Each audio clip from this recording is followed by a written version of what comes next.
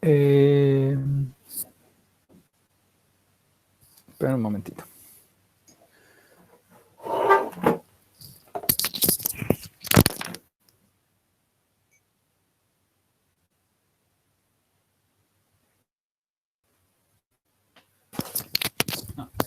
Les comento de los parciales, entonces. Ya tenemos ahí todo armada la modalidad. Vamos a empezar por la parte escrita. Igual después esto voy a mandar un mail a toda la lista.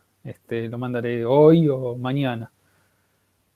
La parte, bueno, como ya les comenté, la parte teórica va a estar separada de la escrita.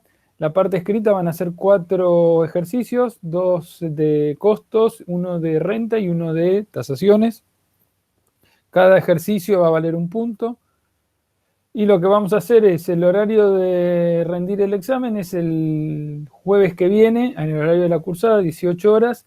Y lo que vamos a hacer es, yo les voy a enviar a cada uno de ustedes 5 o 10 minutos antes. 5 o 10 minutos antes les voy a mandar el examen. Es individual cada examen, o sea que no hay, son todos exámenes diferentes. Y bueno, tienen para completarlo, lo ideal es que lo hagan con la cámara prendida, mínimamente para checar que estén ustedes ahí. Igual eso para mí, confío, igual van a tener el libro abierto, eso me imagino que lo van a usar, eso es secundario.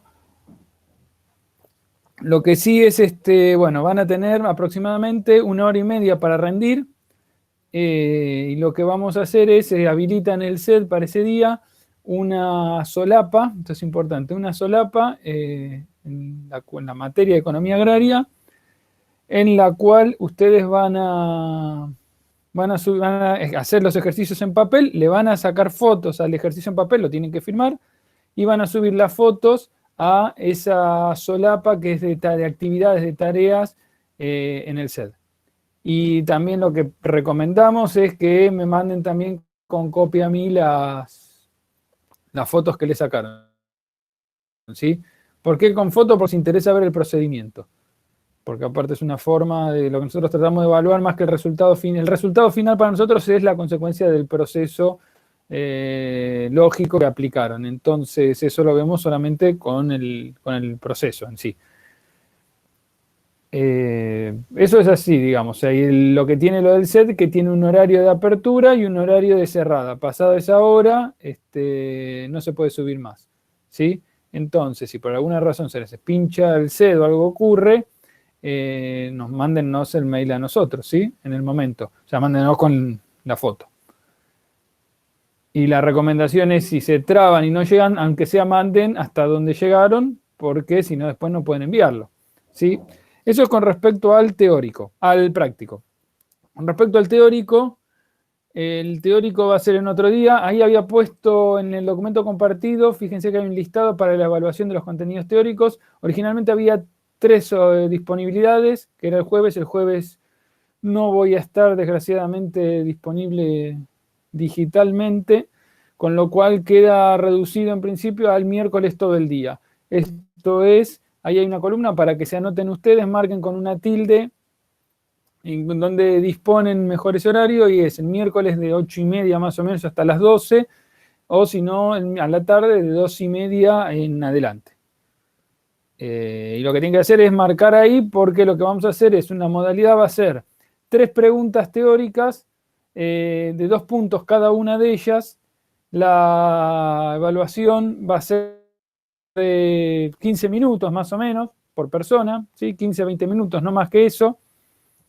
Va a ser relativamente corta, no nos pedimos que hagan un gran desarrollo teórico, o sea, va a ser a nivel de lo que es la cursada, ¿sí? Más o menos cuenten ustedes que es un cuarto de carilla, más o menos lo que responden. Con eso está bien. Entonces lo que esperamos es que se anoten ahí, porque lo que vamos a ir haciendo es ir mandando el aviso de invitación para que se vayan sumando progresivamente, ¿sí? De acuerdo al cronograma de cómo se anotaron. Nuestra ayudanta, si va, digamos, dependiendo también de la disponibilidad de ella, se puede sumar, nos puede acompañar, digamos, está bueno. Nosotros esto lo vamos a grabar igual, para que quede asentado en copia fílmica, un viejazo. Lo voy a grabar con el celular, no entendía la tecnología. No, lo vamos a grabar con el Google Meet, así queda registrado y con eso cumplimos con todas las de la ley, digamos. Entonces, recuerden que son 3 preguntas que valen 2 puntos cada una. Profe, le hago una pregunta. Sí. El último horario del miércoles a la tarde, ¿a qué hora sería? Yo ¿Y pues, en qué laburo horario los podés? miércoles yo laburo hasta las 5, los miércoles de 8 a 5. No sé si... Te respondo, sí. Yo, en el radio que estoy acá de mi casa, muy lejos no me voy a ir, digamos, o sea que no hay problema. Dale, Si es después, por eso puse puntos suspensivos porque puedo hasta tarde. No hay perfecto. ningún problema. La verdad que no Gracias. hay ningún inconveniente. No, por favor. Por ahí lo que podemos hacer es en la columna esa pongan qué hora, a partir de qué horario pueden. ¿Sí? Entonces con eso tenemos esa consideración. Porque en realidad lo manejamos nosotros, digamos. No hay. Muy lejos no me voy a ir. De hecho, el Hola, miércoles lo que hice. Hola, sí. una pregunta. Ese miércoles se me cortó un poco. Ese miércoles es el anterior a lo de los ejercicios, Claro. ¿no? O sea, el Sería el miércoles 10. 10. Claro. Sí. Sí, aparte tampoco quise que caiga el mismo día por una cuestión de no tenga la doble cosa. Pero por eso es el miércoles, digamos. Y ya el viernes no podía, así que estamos bastante bombardeados con teletrabajo. Entonces, digamos, ya tenía otras actividades que no podía postergar. Entonces, bueno, por eso el miércoles lo tomamos todo el día, pero con la flexibilidad tampoco somos muchos en esta comisión, hay mucha gente, entonces en un par de horas están todos evaluados. Así que lo único que les pedimos es que estén atentos al mail, porque así voy a armar un listado después que me lo completen esto en el transcurso de la semana hasta el fin de semana, que voy a armar el cronograma, así están más o menos atentos, ¿sí? De acuerdo a cómo viene el listado, vamos llamando. Profe, Igual, ¿una pregunta? sí. Perdón. ¿Los temas teóricos son de punta a punta de todo lo que vimos? Son los que vimos, claro. Lo que pasa es que ahora vamos a ver cuando veamos las preguntas. Ojo que en el librito, por ejemplo, más que nada en el libro de Pagliettini hay temas que no están en el programa. ¿Sí? O sea, no todo lo que está en el libro entra en el programa de la cursada esta. Pero sí, en realidad son las cosas que vimos. Ahí sí, yo creo que por ahí hay una clase que no quedó grabada, pero los temas que fuimos viendo, que fuimos charlando, ahí sí van a servir las grabaciones, les pueden servir como repaso porque creo que está más o menos reflejado todos los contenidos. No hay mayores sorpresas. Por lo menos en mis cursadas, no, trato de que no las haya. Perfecto. Y si no le escuché mal, ¿es un ejercicio de rentas y un ejercicio de tasaciones? Sí, son 2 de costos, 1 de renta, 1 de tasaciones. Gracias. No, de nada.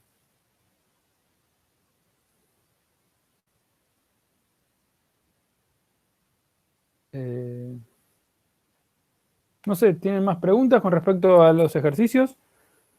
Si no, largamos.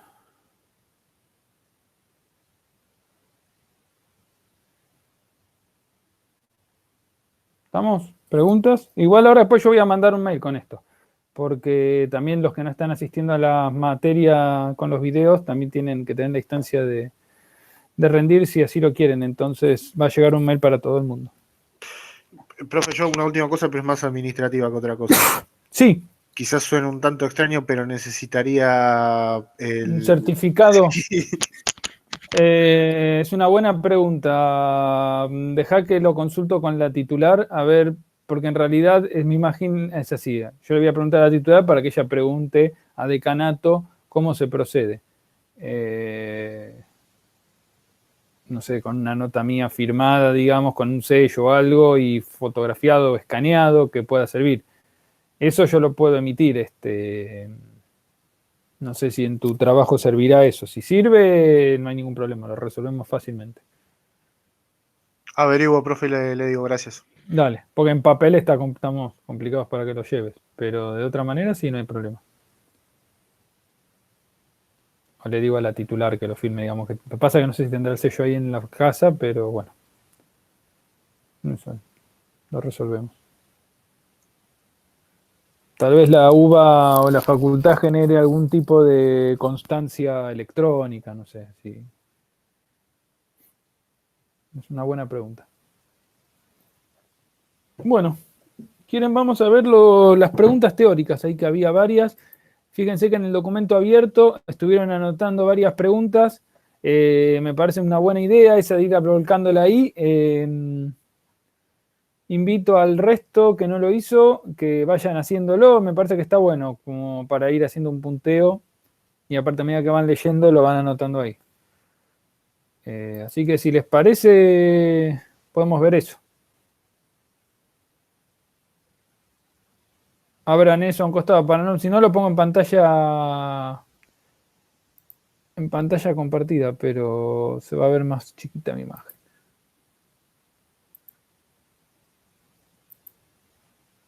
Esperen que estoy actualizando algo. Ahí está.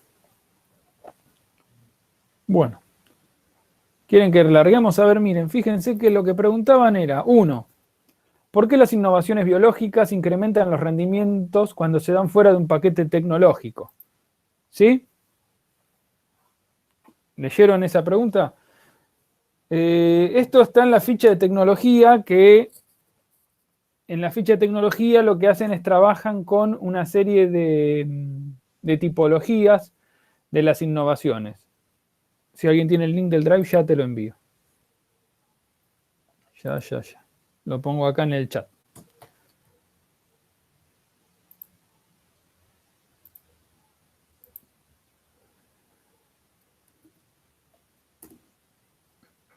Y así también, como avisos parroquiales, el link de este documento abierto y el del Meet, ya déjenlo guardado, porque en todas las clases vamos a partir siempre de esta misma aula, así que ya la dejamos fija, así no. Y que está puesta también en el documento, ¿sí? Fíjense que en el documento compartido, ya que están, puse algo más de música, si no les interesa, para divertirse un poco. Música tranca igual, ¿no? No puse nada de Cannibal Corpse. Bueno, a ver. ¿Por qué las innovaciones biológicas incrementan los rendimientos cuando se dan fuera de un paquete tecnológico? Vamos a volver sobre este contenido. Todo esto surge... A ver, esperen un momento. Ahí está. Tengo un lío acá. Estoy haciendo plantines y con el frío los metí adentro y ahora tengo todo el lugar de aula lleno de plantas. A ver. ¿Se acuerdan que la parte de tecnología trabajábamos con lo que se llaman tipologías? ¿Qué son las tipologías? Es diferentes formas de agrupar objetos o cosas de estudio. Eso es una tipología. A partir de el autor lo que va a hacer es seleccionar algunas variables que tengan algún poder explicativo de lo que les interesa analizar, entonces clasifican. Se pueden clasificar o categorizar diferentes objetos de estudio a partir de tipologías. Para las tecnologías, ¿se acuerdan que lo que habíamos trabajado en la cursada y en la guía hay 3 grandes tipologías? La de Bigliso,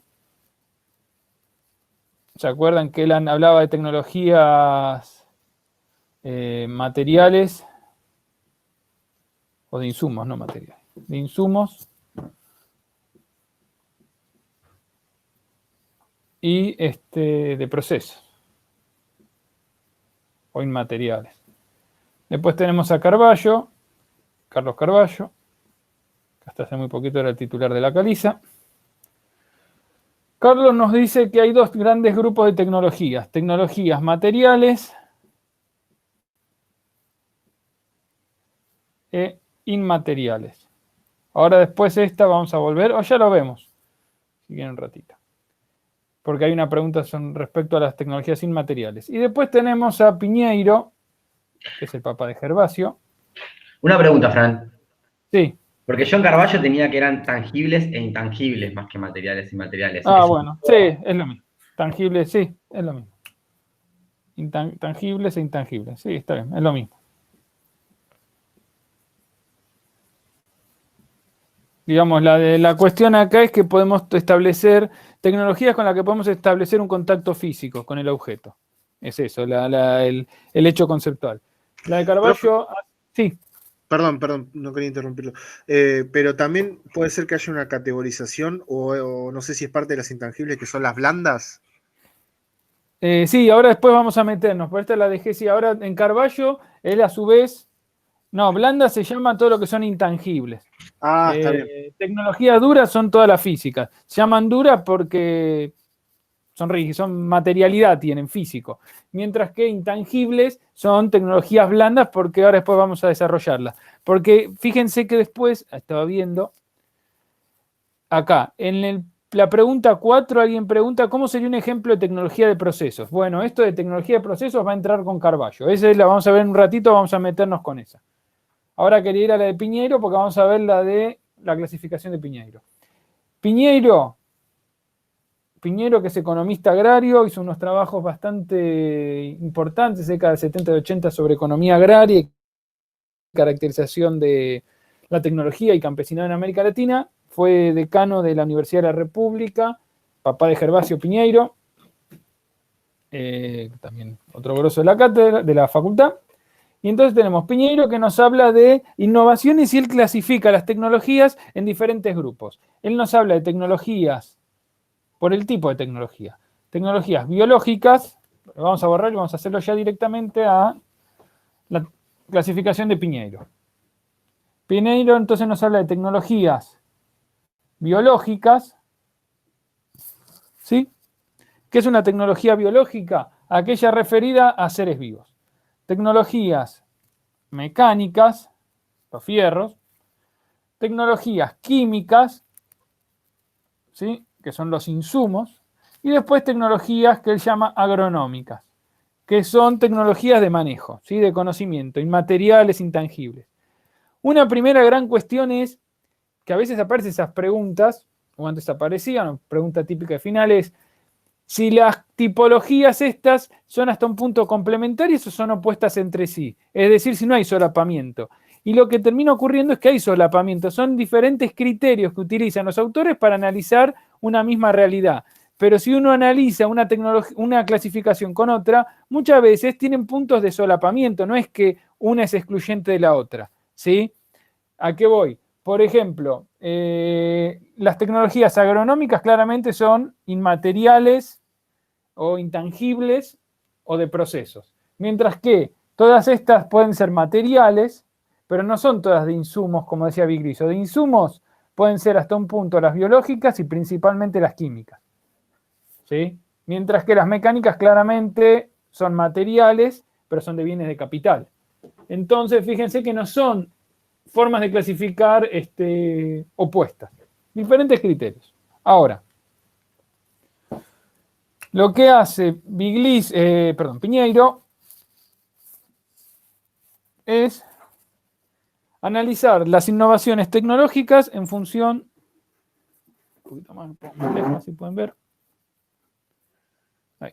Analizar las innovaciones en función de sus sesgos. ¿Qué significa esto? ¿Cómo modifican los factores de producción? Podemos ver tierra, capital, trabajo, y lo que podemos analizar en gran medida, no es la forma que está en la tabla, pero así lo hacemos rápido para explicar. En realidad lo que vamos a analizar es cada vez que hacemos una innovación tecnológica, lo que va a ocurrir es que la introducción de esta innovación va a modificar o va a impactar de manera diferente en los tres factores de producción, ¿sí? En la estructura productiva, en la estructura económica. Acuérdense, las tres grandes variables estructurales económicas es trabajo, tierra, capital, ¿sí? Y entonces, cada una de estas tecnologías van a impactar de manera diferencial. Uno podría comparar cómo cuando introduzco una biológica, cuánto cambia la tierra con respecto al capital, o el capital con respecto a la tierra, al trabajo, etc. Y después agrega una variable más que es la capacidad de apropiación de excedentes. O sea, ¿qué capacidad tiene el que desarrolló esa tecnología de capturar en parte o totalmente el excedente económico plus que se genera a partir de esa introducción? El diferencial ese tecnológico. Entonces, tecnologías biológicas, y vamos a focalizarnos en esta que es la pregunta. Tecnologías biológicas son entonces todas aquellas innovaciones que se basan o que trabajan sobre seres vivos, ya sean animales o vegetales. Puede ser una nueva variedad de algún cultivar, de alguna especie, lechuga, tomate, maíz, soja, girasol, no importa cuál, pero cualquier cultivar que mejore el rendimiento, o que mejore algo, cualquier innovación que mejore el comportamiento de alguna de esas especies es una innovación biológica vegetal. Innovaciones biológicas animales son, por ejemplo, mejoras en las razas productoras. Por ejemplo, yo hago quesos de cabra. Tengo muchas opciones. Una opción es trabajar con cabras criollas. Las cabras criollas son muy rústicas, pero tienen una producción de leche baja, bastante baja. Ahora, si yo introdujera una mejora o una innovación biológica, ¿cuál sería? Por ejemplo, introducir razas caprinas lecheras. Hay razas como la Saanen que producen 5 veces más leche que las razas criollas. Entonces, si uno analiza esto en función del rendimiento, vamos a poner acá si quieren rendimiento. La introducción de una raza, de una mejora biológica, una innovación biológica, ¿aumenta los rendimientos? Sí, aumenta los rendimientos. Vamos a ponerle acá si quieren una o hasta 2 crucecitas. Mejora los rendimientos, sin cambiar lo otro. ¿Sí? Entonces la pregunta que me preguntaban era, ¿por qué las innovaciones biológicas incrementan los rendimientos cuando están por fuera de un paquete?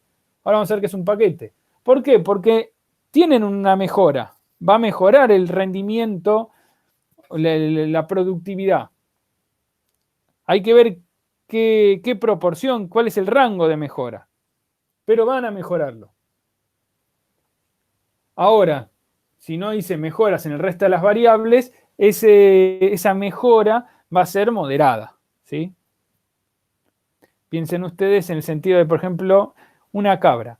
Una cabra, si yo la tengo en condiciones de una comunidad campesina, pónganle de Catamarca, en el medio de la montaña, si yo tengo esas cabras, cabras criollas. Las cabras criollas tienen muy poca productividad, pero son extremadamente rústicas. Son de los bichos que más aguantan condiciones extremas, más que las ovejas. Comen cualquier cosa, están en ambientes recontra hostiles, son mucho más ágiles en realidad que las ovejas. O sea, son bichos que sobreviven mucho. Pero sin embargo tienen 2 temas. Uno, que la productividad en carne es relativamente baja y además que la producción en leche, si quiero hacer tambo caprino, es baja. Pero ¿qué pasa? Comen cualquier cosa y aparte son rústicas. Si yo puedo hacer una mejora con un proyecto y compramos raza Saanen, ¿sí? Son reproductores, compramos hembras mejoradas. Ahora, estas hembras mejoradas, ¿qué van a necesitar para expresar su potencial lechero? Pónganle que pueden producir 10 litros de leche por día. Ahora, si yo las tiro en el medio del monte, comiendo porquería, caminando 50 kilómetros por día para encontrar el agua, ¿va a poder expresar todo ese potencial productivo de 10 litros por día? No, va a producir 1 litro más que la otra, 2 litros más, pero no más. O es más, lo que va a pasar es que como tiene ubres grandes, se le van a enganchar las ubres en los espinales y va a tener todo lastimado el cuerpo esa pobre cabra. Entonces, puede ser discutible también su introducción, pero esa es otra cuestión, que es la apropiabilidad, la tecnología apropiada. No vamos a entrar en eso. Sí, vamos a ver que entonces la mejora en el rendimiento va a ser moderada o limitada. ¿Qué ocurre si yo, además de introducir esa tecnología biológica, aplico un conjunto de otras tecnologías?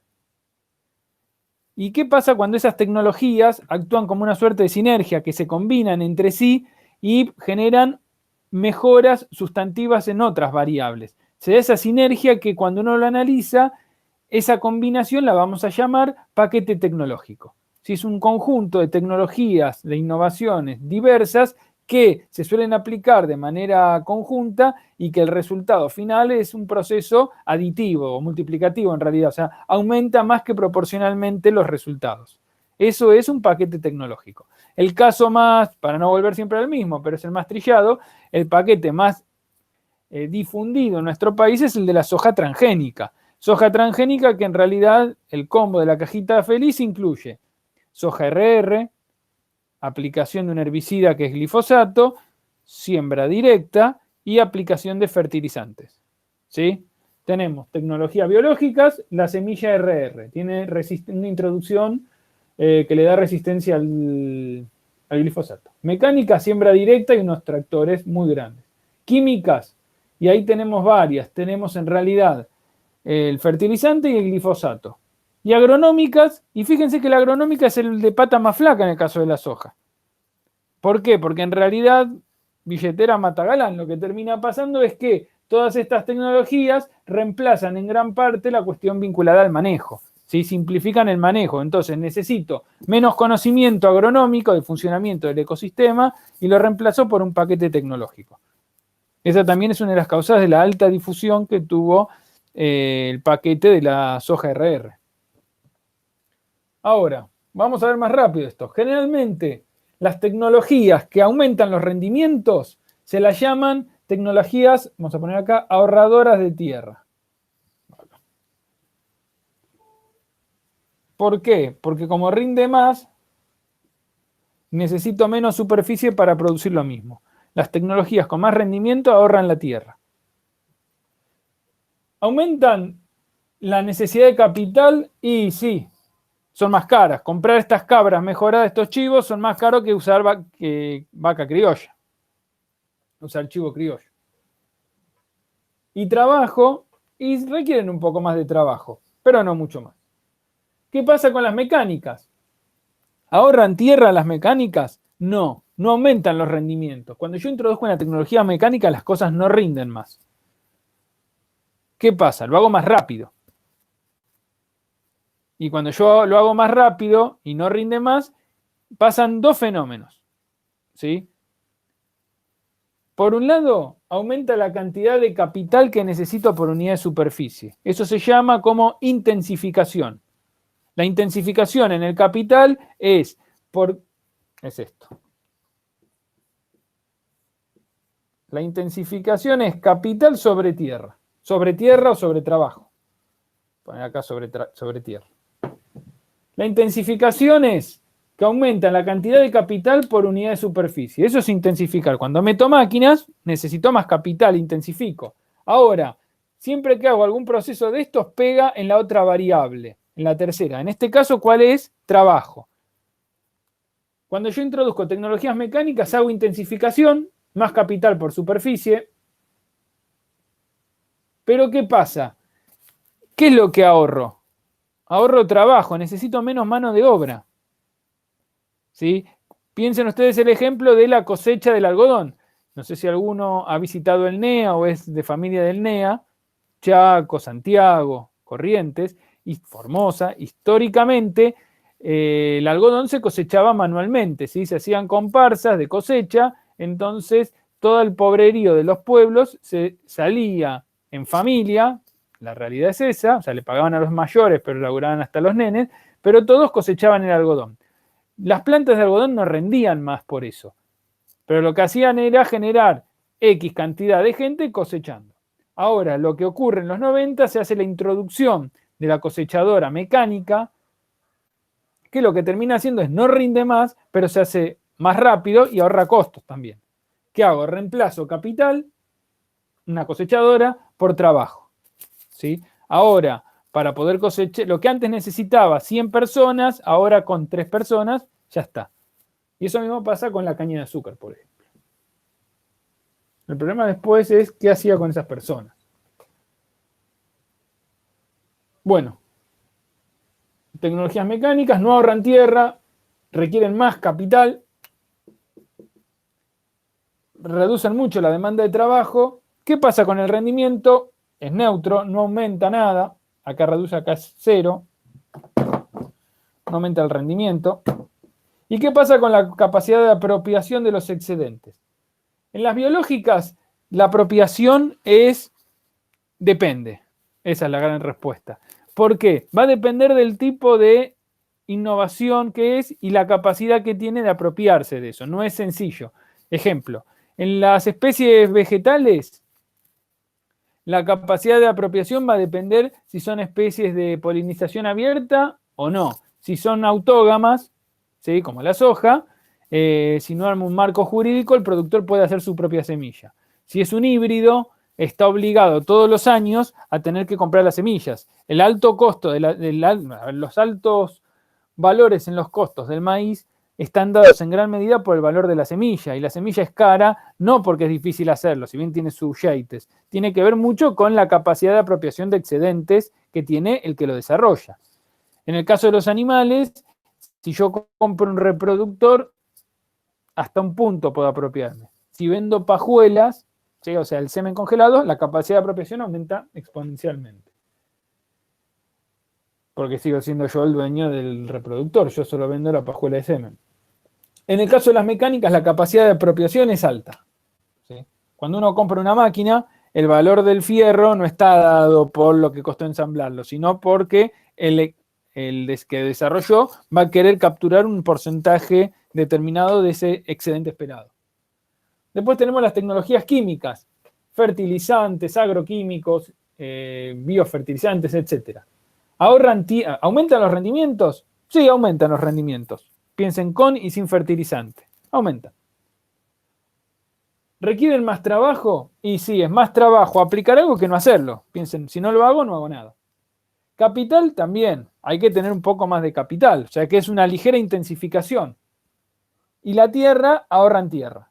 Ahora, fíjense lo siguiente. Como aumenta la demanda de capital, pero aumenta también el rendimiento y el trabajo, el balance final es relativamente neutro. ¿Sí? Aumenta todo. Y la capacidad de apropiación del excedente es más baja que el resto. ¿Por qué? Porque depende también del tipo de tecnología química. Si está protegido bajo un royalty, una patente, aumenta la capacidad de apropiación. Ahora, todas las innovaciones químicas que son commodities, piensen en la urea, en el fósforo, la capacidad de apropiación es más bien baja. ¿Sí? No digo nula, pero tienen precios de mercado, muy bajo lo que pueden apropiarse. Más allá que haya en algunos casos comportamientos colusivos, pero eso es otro tema de parte de los proveedores. Y por último tenemos, acá quería llegar también, a las tecnologías agronómicas. Tecnologías agronómicas o de manejo se basan en tecnologías blandas, es decir, del conocimiento, del saber. ¿Estas tecnologías qué hacen? ¿Aumentan los rendimientos? Sí, aumentan los rendimientos. ¿Aumentan el trabajo? Sí, porque reemplazan. ¿Qué van a hacer? Requieren más capital y muy limitadamente, si quieren. Alguna mejora, pero poco. ¿Aumentan la tierra? O mejor dicho, ¿aumentan? ¿Son ahorradoras de tierra? Sí, ahorran tierra. Para producir lo mismo necesito menos superficie. Pero fíjense entonces, aumentan los rendimientos. Requieren más trabajo. ¿Qué es lo que hacen en realidad? Reemplazan el capital por trabajo. ¿Sí? Si bien necesita un poco más de capital, aumenta mucho más que proporcionalmente el trabajo. Entonces, la utilización o la difusión de tecnologías agronómicas son tecnologías, mano de obra dependiente, conocimiento principalmente y laburo humano, y lo reemplazan por el capital. ¿Y en qué se basan? En el conocimiento, en el saber hacer, en la comprensión de los procesos ecosistémicos, biológicos, económicos y su aplicación concreta. Hasta ahí es todo bárbaro, digamos. Todos los autores van a coincidir que lo importante es el desarrollo de las tecnologías agronómicas, que eso es lo que van a ver que dice Bigliso. Si uno piensa en la perdurabilidad de un sistema, debería basarse en tecnologías de manejo, tecnologías agronómicas. Son las que nos garantizan eso, es entender cómo funcionan las cosas. Ahora, ¿cuál es el tema? Tienen una capacidad de apropiación nula. Las tecnologías agronómicas son de apropiabilidad nula por parte de los excedentes, por parte del que lo desarrolló. ¿Por qué? Porque el conocimiento, una vez que lo incorporo, ¿cómo tiene el que desarrolla el conocimiento la capacidad de prohibir que una vez que yo lo aprendí, que lo comparta con otros? No tiene forma. Entonces, como no tiene forma para hacer eso, yo puedo compartirlo. Y eso lo que genera también es que no haya incentivos para que los privados desarrollen estas tecnologías. O si desarrollan algo es muy secundario y vinculado a una cuestión de manejo de esto. Pero las tecnologías agronómicas, por lo general, los privados no tienen incentivos para su desarrollo y es lógico. Entonces, tecnologías que son fundamentales, pero que no tienen incentivo desde lo privado, ¿quién tiene la obligación de generarlas? Todo el aparato científico, tecnológico, estatal, ¿sí? Las tecnologías agronómicas es responsabilidad de los organismos públicos su desarrollo, porque si no, no las desarrolla nadie. Y además que son esenciales para que se mantenga o que funcionen los servicios ecosistémicos y que no los dañemos más. ¿Sí? ¿Y por qué? Porque el objetivo del Estado no es aumentar la tasa de ganancia propia. ¿Me siguen? ¿Por qué dijiste que son ahorradoras de tierra? Esas ¿Por qué? tecnologías. Porque aumentan ligeramente los rendimientos. Todo aquello que aumenta los rendimientos ahorra tierra. ¿Por qué? Porque si antes, pónganle que producís 100. Bueno, y con una nueva tecnología producís 120. O sea que para producir lo mismo necesitas menos superficie. ¿Sí? Antes era 100 por hectárea, ahora 120 por hectárea. Para obtener 100 necesitas un 0,8 de, ¿cómo es? 8 décimos de superficie. Entonces ahorra tierra. Todo lo que incremente la productividad física de algún cultivo o de la tierra, se dice que es ahorradora de tierra. ¿Sí? Por unidad de superficie produce más. Vamos, ya que estamos con In the Mood, continuamos con este tema, vamos a ver la pregunta esa que preguntaban de la tecnología de los procesos y ejemplos. Ahí tenemos, para eso, a nuestro amigo Carlos Carballo. Carballo lo que nos dice es que teníamos las tecnologías tangibles o materiales e intangibles o inmateriales, agregaría yo.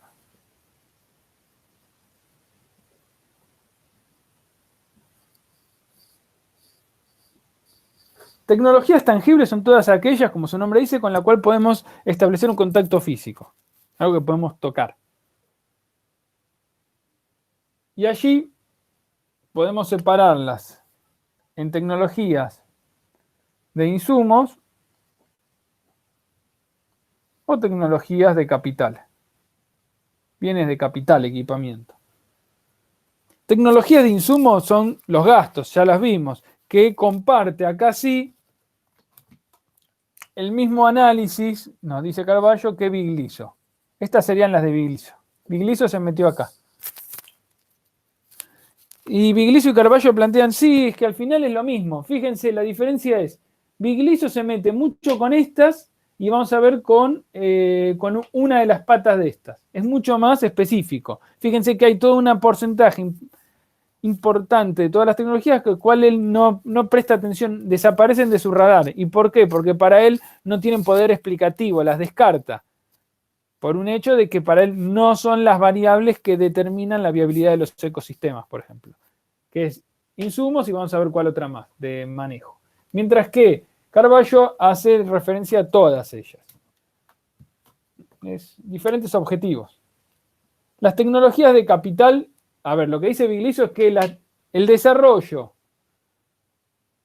o la orientación de aplicar cada vez más tecnologías de insumos ha llevado a una mirada cortoplacista donde se reemplaza el conocimiento por aplicación de capital y eso a mediano y largo plazo es insostenible porque se traduce en deterioro y cada vez una mayor dependencia de bienes no renovables. Ahora, ahí comparte con Carballo. Carballo también nos hace referencia a los bienes de capital. Bienes de capital son sembradoras, cosechadoras, etc. Porque después Carballo lo que nos va a hacer referencia es a las tecnologías intangibles. Y ahí tenemos varias. Tecnologías del saber cómo, organizativas,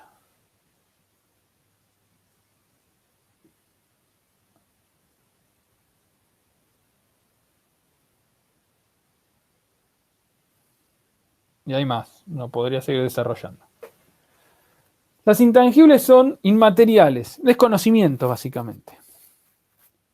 Tenemos tecnologías del know-how, del saber cómo, ¿sí? Son tecnologías generalmente del entender los procesos procedimentales. Es el famoso que en inglés se llama el know-how, el conocimiento del cómo se hacen las cosas, ¿sí? Que tiene mucha vinculación con esto, con los procesos. Tecnologías de procesos, tecnologías de conocimiento, de cómo se toman decisiones productivas, el entender por qué se toman las cosas, cómo tomar decisiones y cuál es el trasfondo teórico atrás de eso, ¿sí? No es simplemente aplicar una receta, sino entender el proceso. Esas son tecnologías de saber cómo. Pero que no son que son muy similares acá, estas son a las que nos hacía referencia Bigliso, ¿sí? Estas son las que hace jugar también Bigliso. Mientras que Carballo además nos hace referencia a otro tipo de tecnologías que son fundamentales, organizativas, cómo nos organizamos, cómo se conforma una cooperativa, una asociación, cómo hacemos una integración horizontal, vertical. Todas esas formas de cómo se organiza la productora y los diferentes sujetos es un tipo de conocimiento muy específico, son tecnologías organizativas. Pero además tenemos tecnologías comerciales, cómo organizamos nuestra producción y nuestra estrategia para poder comercializar, por ejemplo. Y así podríamos seguir desarrollando otras tecnologías, todas vinculadas al conocimiento. ¿Sí?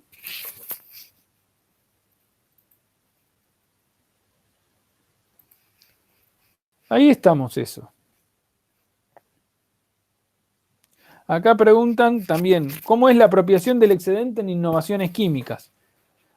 Bueno, es más o menos lo que hemos charlado. Lo que va a pasar con la apropiación de excedente en innovaciones químicas es que va a depender mucho del tipo de tecnología en cuestión. Si son tecnologías químicas que se basan en productos indiferenciados, commodities, la capacidad de apropiación es moderada nula, es muy bajo. Piensen ustedes que la urea la fabrica una mega empresa en nuestro país y también se importa de todos lados.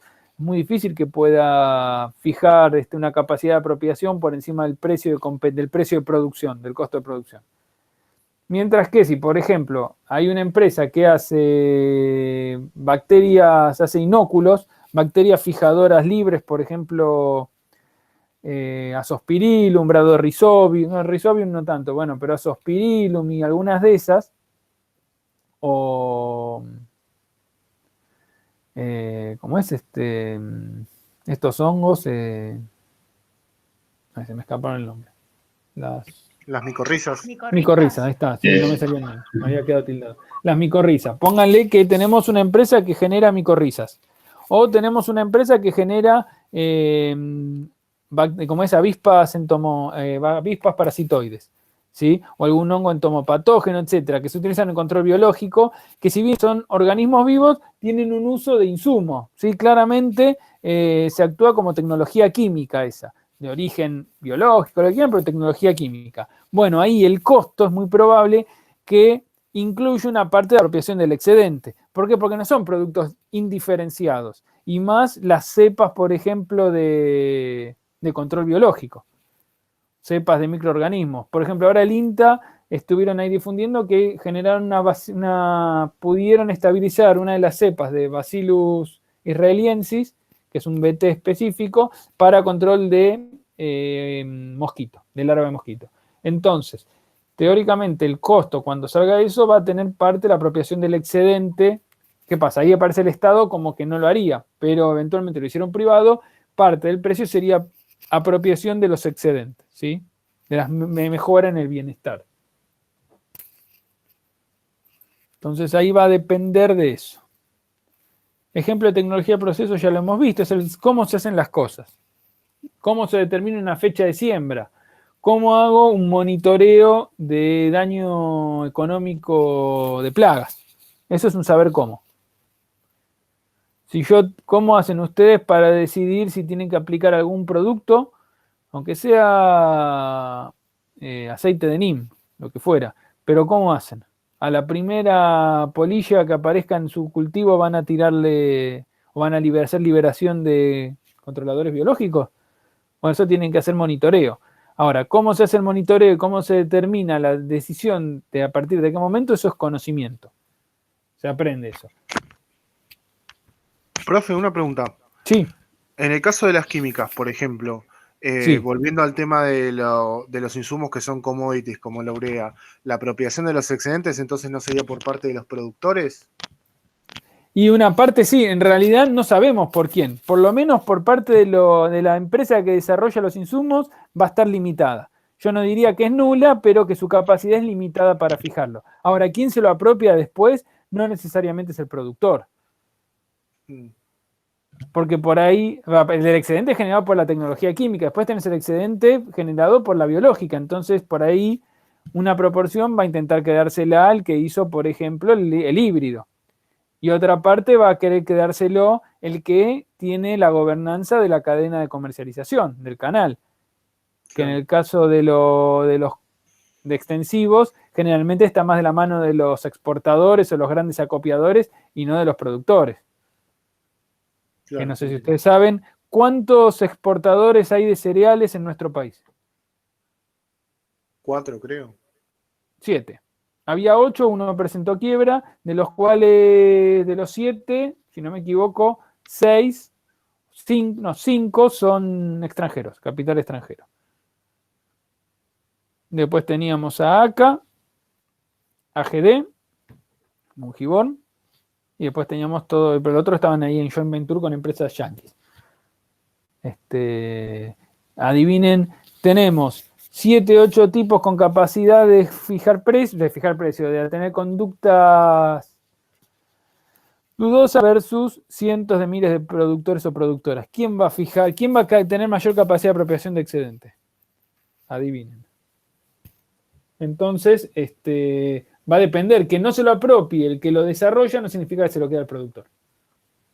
También una parte va a ir al consumidor, o querrá el consumidor apropiárselo.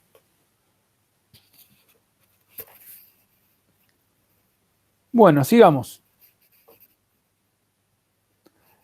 La duda 2 pregunta, dice, no termina de entender qué se plantea como límites naturales en la economía ecológica. Tampoco la diferencia entre derechos de contaminación e impuestos.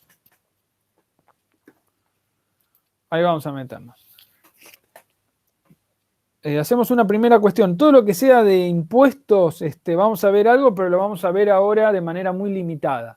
Vamos a ver, o sea, toda la parte esa, ahora no le presten mucho foco. Vamos a volver sobre impuestos cuando veamos política fiscal. Cuando veamos política fiscal, vamos a meternos un poco más en detalle en todo lo que es impositivo.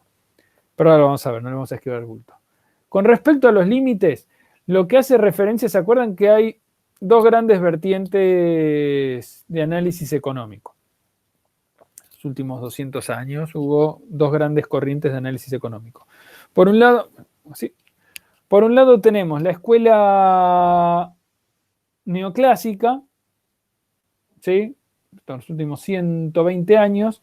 ¿Se acuerdan la escuela neoclásica, que es la que le responde a los clásicos, los neoclásicos con la teoría atomística del individuo, que se acuerdan, decía el punto de oferta y demanda, que teníamos los problemas ambientales no eran más que la manifestación de una serie de imperfecciones de los mercados y que entonces los teníamos que corregir.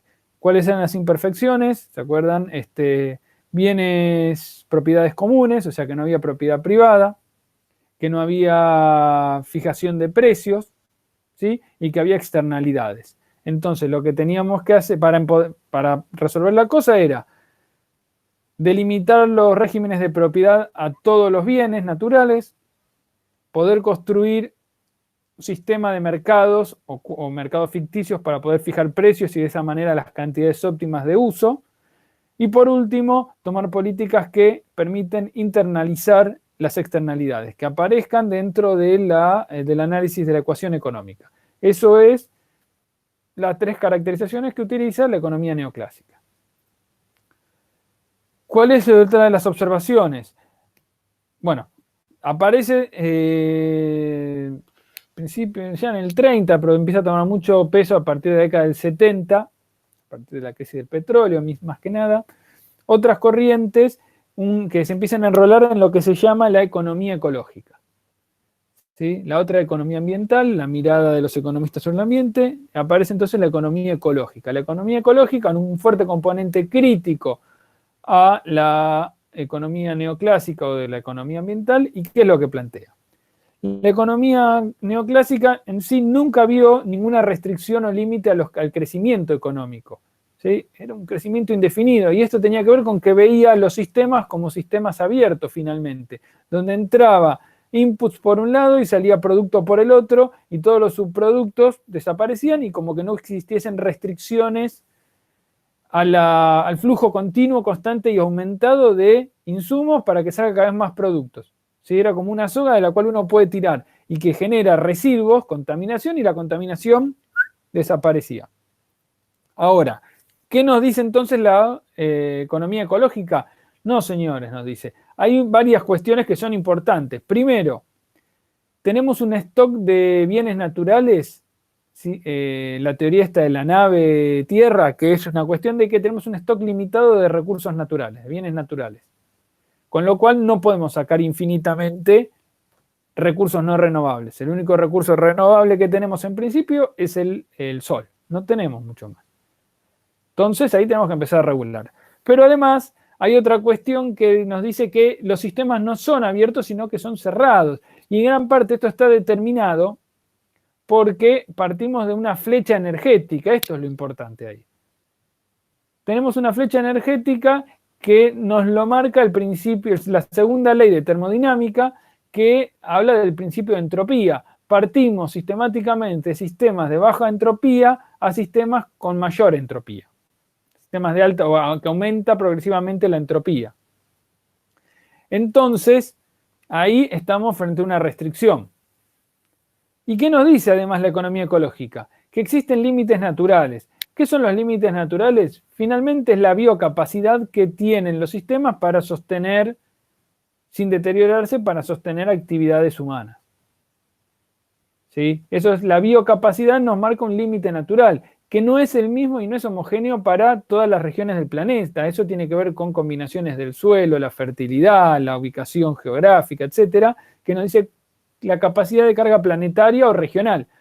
Cuántas personas, cuántas actividades, cuál patrón de consumo, qué cantidad de patrón consumo determinado podemos sostener en una región determinada. Y eso va a estar determinado por justamente esos límites naturales. ¿Qué pasa si nosotros sobrepasamos los límites? Que es lo que hemos hecho. Llevarse procesos masivos de deterioro ambiental. Que es lo que está ocurriendo en este momento en nuestro planeta.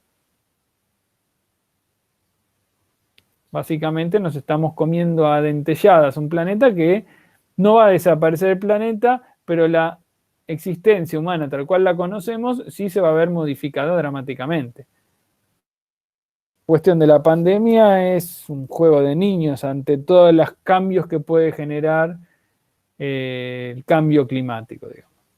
Y eso está marcado por los límites, por exceder los límites naturales. Tema muy positivo y optimista. A ver, acá me preguntaban cuál era el concepto de economía de escala. Economía de escala no está en el programa, antes estaba, no está más, así que en el librito lo van a encontrar, pero este nuevo programa no lo incluye, que es lo que les comentaba la vez pasada, es lo que permite explicar los procesos de concentración económica. Pero para eso tengo que dar una clase extra. Concepto de análisis económico de flujos. Ahí tiene que ver con, esto es de la parte de costos. Hay una, si se fijan en el librito de costos, hay una tabla que es bastante útil, les la recomiendo para que estudien usando esa tabla como punto como ancla de estudio, que compara los análisis económicos, dos tipos de enfoque en los análisis económicos. Lo que se llama análisis estático de stock o análisis dinámico y de flujo. ¿Qué es uno, qué es otro? Ustedes los que han visto hasta ahora es el análisis estático, ¿sí? Costos de producción, vamos a poner acá, estático o de stock. ¿Para qué se utiliza? Costos de producción. ¿En qué consiste?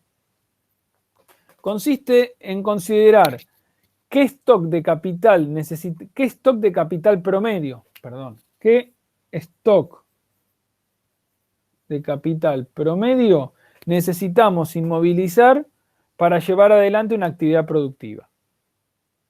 Por eso se llama estático. Es una foto. Sacamos una foto. Generalmente se utiliza, la ventana temporal es un año. Es ver qué stock promedio de capital necesitamos para llevar una actividad productiva en un año. Entonces, una cosa que nos interesa o que no nos interesa es saber el precio corriente. Si no se acuerdan, ¿qué tipo de precio usamos? Precio Base. para no va, bueno, hay dos formas. Una era, ¿se acuerdan? Hacer el ajuste por inflación, o deflactamos o inflacionamos los elementos, o usamos precios instantáneos. Instantáneos.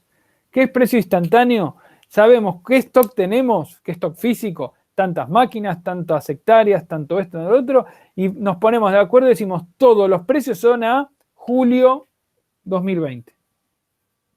Por más que hay cosas que las compramos antes, después, no importa cuándo. Lo importante es que usamos todo como a un mismo momento. Perdón, profe, pero ¿eso no sería el concepto de precio base? ¿O me estoy equivocando? No, precio base se usa para los indicadores. Ah, está bien. Es cuando vos comparás, por ejemplo, que vimos lo del IPIM, ¿te acordás? Que usábamos, el IPIM, ¿se acuerdan que son unidades, son índices sin número?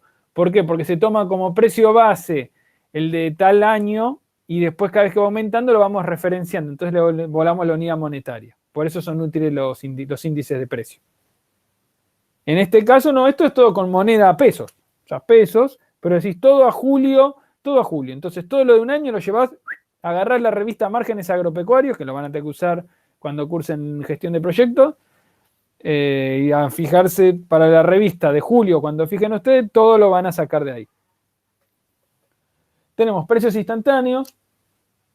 No aparece el tiempo. No hay tiempo. ¿Qué significa que no hay tiempo? El tiempo no es una variable de interés. ¿Y cómo lo vemos? Porque en ninguna de las fórmulas que utilizamos hasta ahora aparece el tiempo como variable. No aparece la variable t en ningún momento. Con lo cual, el tiempo no es una variable que nos interese en el análisis estático o de stock. Igual vos analizás para dentro de un año todo eso. No, es lo de un año. No es para dentro de un año, sino que es por ahí el del año en curso. Ojo, pero tu ventana de análisis es por año. Vos podés comparar año tras año, pero vos usás una ventana temporal un año. Otra cosa importante es que nosotros, ojo, que partamos de esto. Nosotros, nuestro análisis siempre es económico y no contable. Ojo, no hacemos contabilidad. Nosotros hacemos análisis económico. Calculamos la rentabilidad, pero la rentabilidad esta no es lo que va a hacer nuestro contador para ver cómo pagamos o cómo evadimos impuestos. Ojo, esto es nuestra brújula para saber cómo está el proceso económico al interior, qué decisión voy a tomar yo con respecto a lo productivo, al capital, a mi permanencia, etc. Es para tomar decisiones, no es para pagar o no pagar impuestos. No es lo mismo.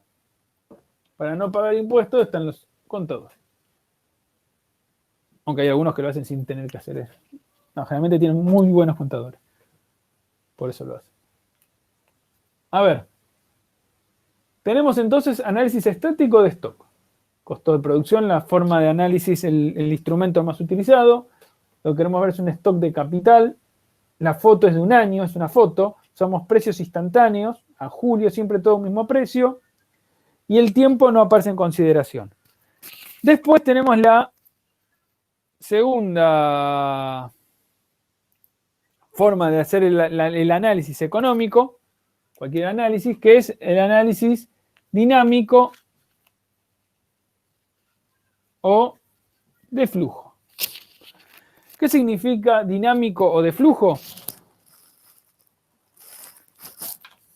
Dinámico de flujo significa que en vez de ser una foto, es una película. Nos vamos a hacer un análisis nos vamos a hacer la película acá. ¿Qué significa? Queremos ver cómo es el proceso de evolución de nuestro capital, o más que nuestro capital lo vamos a llamar de nuestra inversión.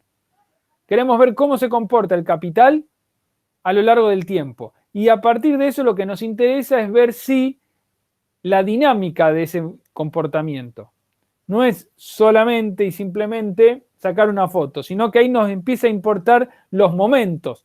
En qué momento ingresa el capital, en qué momento tenemos gastos, en qué momento tenemos ingresos. Es ver una película. Esto es lo que vimos hasta ahora en la cursada. A partir del segundo examen vamos a empezar a centrarnos en esto. Y esto es una herramienta que van a utilizar por ahí mucho. En principio lo van a usar en otras materias. Pero algunos con suerte lo van a usar, o con poca suerte, evaluación financiera. Van a tener que utilizar esta herramienta que es muy útil para cualquier tipo de análisis que incluya dinero y tiempo, que es la evaluación financiera, evaluación privada financiera, que es lo que se utiliza para la evaluación de proyectos. Cualquier proyecto que tengan que evaluar, ¿sí?, propio o a terceros, va a tener que realizarse a través de esta metodología, a través de un análisis de dinámico de flujo, donde a mí no me interesa el stock del capital, sino que me interesa su evolución, cómo evoluciona el capital y cómo evolucionan los ingresos y los egresos, ¿sí? Ya, entonces, la primera otra cuestión es que más de un año. El análisis dinámico es de más de un año, ¿sí? Muchos años, X. Y ahí ya no voy a tomar los precios instantáneos, sino que voy a tomar los precios a precios constantes, pero los precios tal cual son. O sea, los precios en los momentos que ocurran. Si el ingreso es en el año 1, va en el año 1. Si es en el año 10, va en el año 10. Pero hay que respetar eso. Podemos hacerlo con meternos adentro del año, pero por lo general se toma como análisis, como ventana de análisis por año. Y entonces aparece el tiempo como variable económica. Después, cuando lo veamos, vamos a ver que utilizamos lo que se llama un factor de actualización, que es una fórmula donde n es... Francisco, Sí. una consulta. ¿Puede ser, está bien si se dice que sería como un promedio de varios periodos o no? ¿Cuál? ¿Este? ¿El dinámico? Segundo, sí, el de flujo. No, es que justamente no es promedio.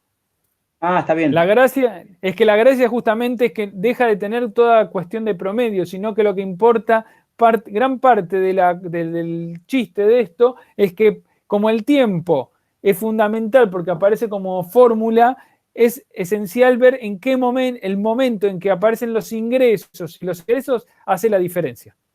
Entonces no me interesan los promedios, sino que me interesan los momentos específicos en los cuales entra o sale plata o capital.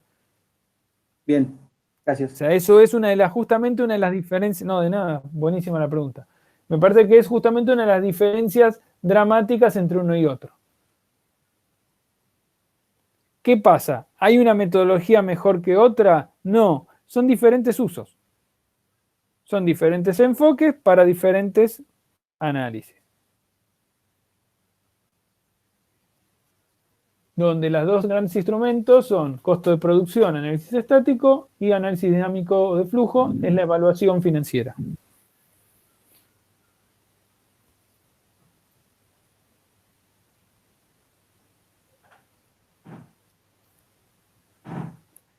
Después tiene algunas sutilezas más, uno y otro, pero al caso no importa, digamos, esto es lo sustantivo, es esto, claramente.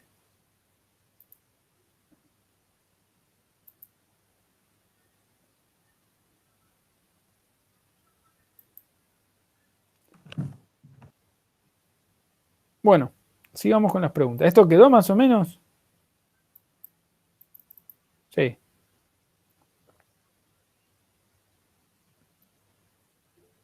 Después vamos a ver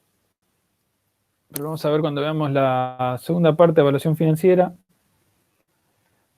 Hago la digresión también. Evaluación financiera es un instrumento bastante útil. Yo he trabajado bastante con eso, me he ganado el pan haciendo esos análisis. y digamos es un buen shade, es una cosa que se pide bastante y se valora y que deberían manejar más que nada cuando trabajan en ciertas áreas de lo que es referido a proyectos, que el proyecto es una de las formas más usuales de financiamiento de cuestiones agropecuarias o ambientales. De hecho, la cuestión ambiental es esencial que ustedes tengan cierta soltura, flexibilidad para el manejo de cómo funcionan los proyectos, ciclo de vida de un proyecto, cómo se hace una evaluación financiera. Y entonces manejar eso puede ser una herramienta importante y muy útil en su vida laboral.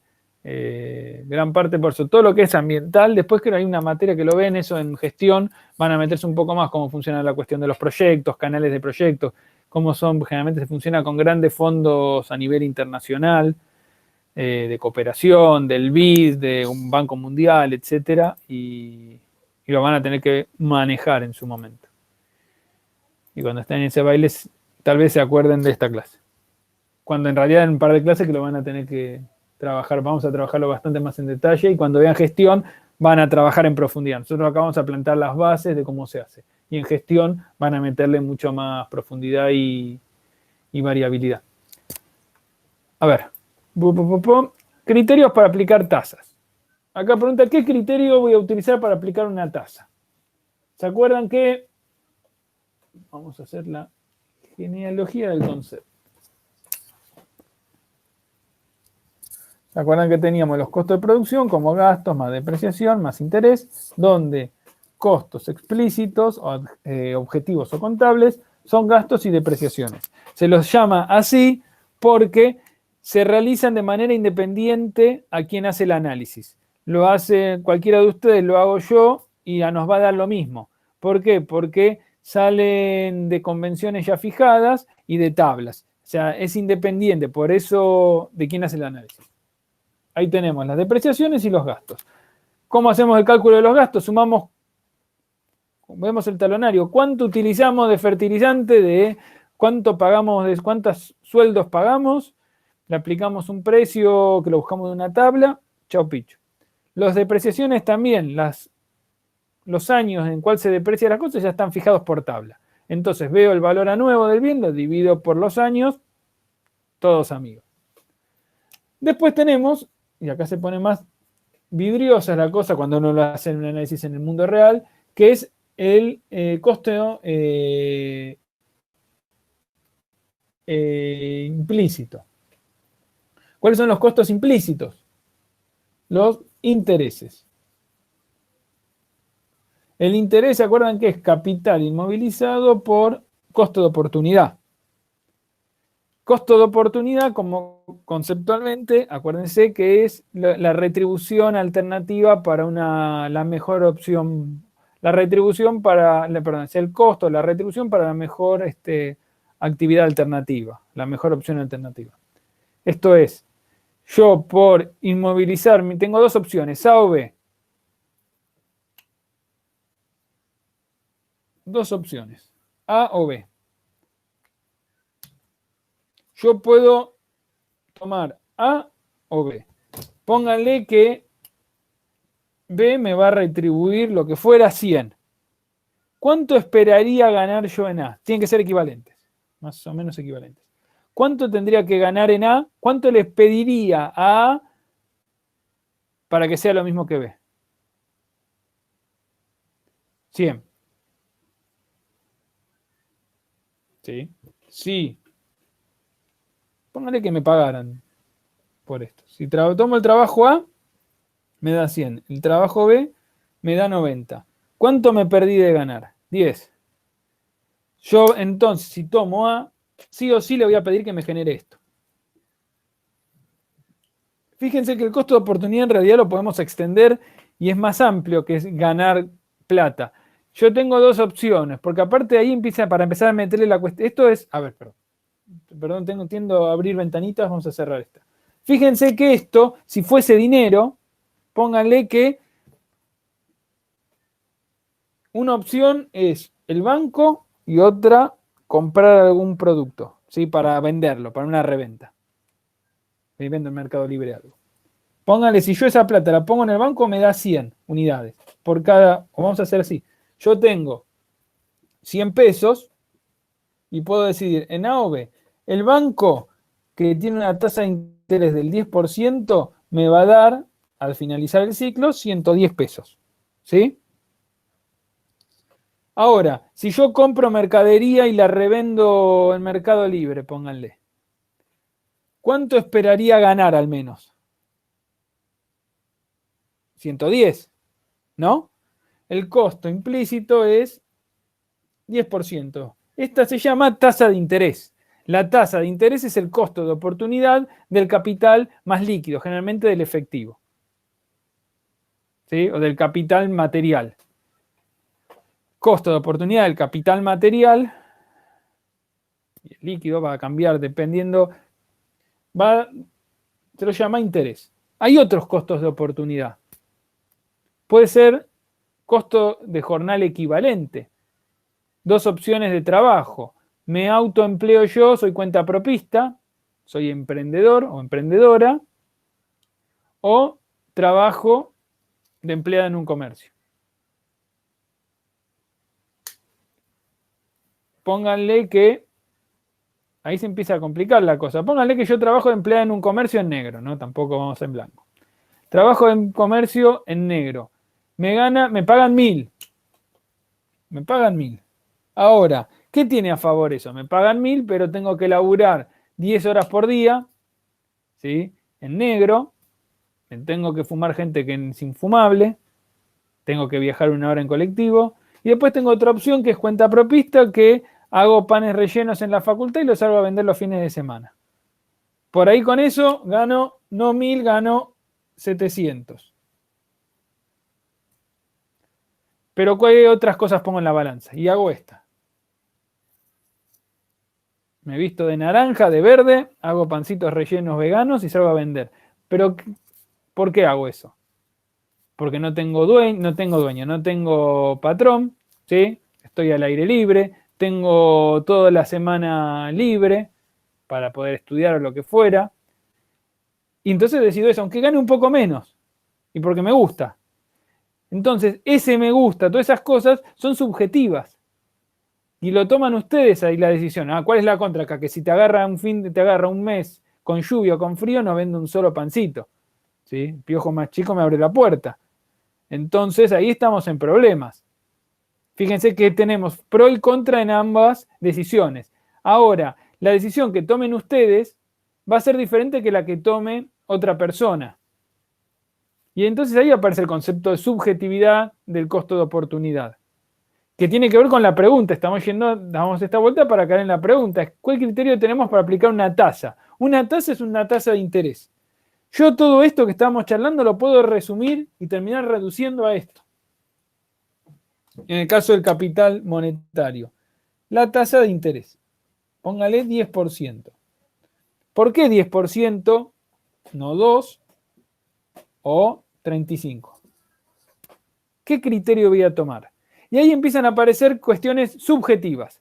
¿Cuáles son las subjetivas? Primero, tienen que comparar actividades que sean relativamente equivalentes, ¿sí? Pero esa equivalencia va a depender de la persona que realiza el análisis. La persona tiene que ver con subjetividades, con gustos, preferencias, por un lado, que eso es una cuestión más personal, pero además con el capital económico que tenga esa persona, con lo que se llama la aversión al riesgo, es una cuestión también sí psicológica, cuánto riesgo está dispuesto a correr, con el momento histórico, no es lo mismo hace 3 meses atrás que ahora, ¿sí? Y también tiene que ver con el nivel de riesgo de la actividad que estamos analizando.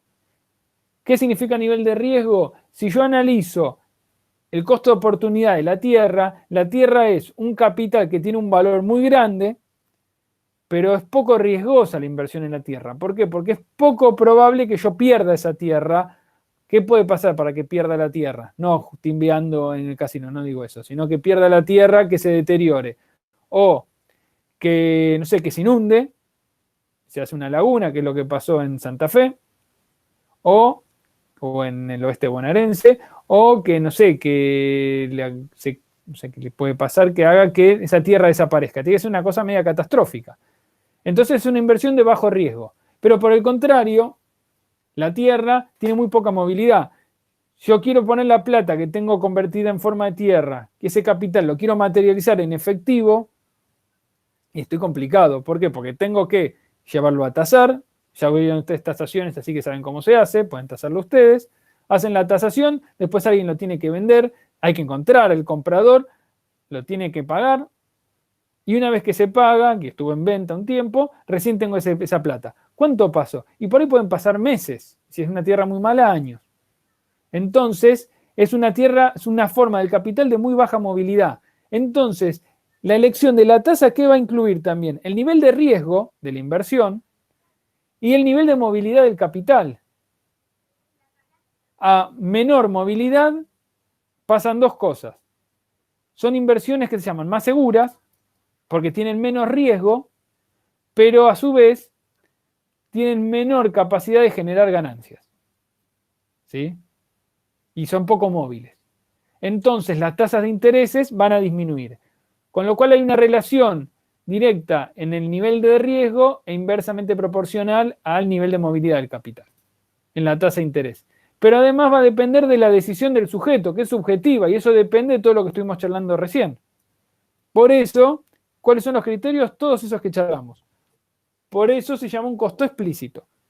Va a depender de quién realiza el análisis. Y aún si lo hace una misma persona, va a cambiar en qué momento lo hace y en qué condiciones. ¿Me siguen? Francisco, te hago una pregunta. Y vos a veces en los ejercicios o nos decías, por ejemplo, bueno, la tasa de interés de esta zona o de esta economía es de tanto. Sí. Ahí, ¿de dónde sale esa tasa de interés, digamos, de las diferentes actividades que son propias de esa economía? Sí. Ahí se suele utilizar, ahí lo que se llama para el capital, principalmente financiero, pero que regula después el resto de la economía, se utiliza la tasa de interés de referencia bancaria, que es la que fija el Banco Nación. Eso cuando veamos política financiera, vamos a ver. Existe algo que es la tasa nominal anual, que es la que fija el Banco Central. Bueno, ahora están cerrados los bancos, así que no podemos fijar.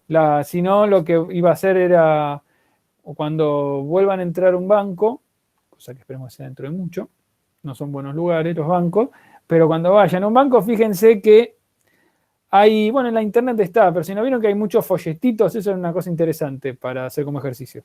Folletitos de gente feliz, así, caminando con ropa de algodón blanca en la playa, todas esas son cera, pero fíjense que atrás de esas propuestas tramposas hay en letra muy chiquitita los créditos y tienen muchas siglas. Cuando veamos política financiera vamos a empezar a desarmar qué significan cada una de esas cifras. Una de ellas, por eso les decía lo de fíjense en el banco, es la TNA, tasa nominal anual. Esta es la tasa de referencia del Banco Central. Nosotros vamos a usar esta, pero corregida por inflación. Utilizamos tasa real. Esa tasa real, en gran medida, es la tasa de interés que regula la economía. Una forma que a mí siempre me sirve para pensar la economía es pensarla como si fuese el capitalismo, el funcionamiento de la economía, más que el capitalismo, es como un flujo, un fluido. ¿Sí? Un fluido que, como todo fluido, piensan que se mueve en función de la línea de gravedad. ¿Sí? Si yo muevo algo, va para un lado o para el otro. Lo que mueve en gran parte esa línea de gravedad, ¿sí? Es la tasa de interés. El capital va a tender ¿hacia dónde? Hacia donde la tasa de interés sea superior. Donde puede realizar mayor tasa de ganancia. No es que el capital tiene, bueno, eso es otra conducta, ¿no? Escapemos al fetichismo de pensar que el capital tiene vida. El capital no tiene vida, lo que tiene vida son los propietarios del capital, que son las y los capitalistas, finalmente. Sin tono despectivo, son los propietarios del capital. ¿Qué van a hacer? Una de las lógicas de las racionalidades es, vamos a invertir donde puedo mejorar mi performance económica. ¿Dónde es? Donde hay mayor tasa de ganancia. Con lo cual, el capital va a tender a ir, ¿sí? Las inversiones hacia donde hay mayor tasa de ganancia. Lo que ocurre en toda la economía es que la tasa de ganancia tiende a equilibrarse. Esto busca un equilibrio. Es raro que vaya para un lado o para el otro. Tiende a equilibrarse. Con lo cual, ahí tenemos lo que se llama la tasa de interés normal u ordinaria. la tasa de interés normal u ordinaria. ¿Sí? Entonces, esta tasa es la tasa de referencia que regula toda la economía o gran parte de todas las ramas de la economía. Que es una tasa real, o sea, ya corregida por inflación. Con lo cual, todas las actividades que se encuentren por debajo de esto seguramente van a tener problemas. Una de las cosas que ha ocurrido en nuestro país a partir de los auges financieros, muy acentuado en los últimos 4 años, pero que ya había estado en los 90, tiene que ver con que qué sector es el que puede fijar esta tasa. Si uno pone el caballo atrás del carro, adelante del caballo, ¿qué es lo que ocurre? Y no va a andar la cosa. ¿Qué es lo que ocurrió? Si nosotros generamos que los sectores financieros de especulación financiera sean los que fijan esto y los sectores productivos estén por debajo, no van a poder llegar a cubrirlo con la actividad productiva, entonces el capital no va a volver a reinvertirse en el sector productivo, va a seguir funcionando en lo que se llama una bicicleta, ¿sí? Pero eso tiene un límite, que es lo que nos ha pasado a nosotros.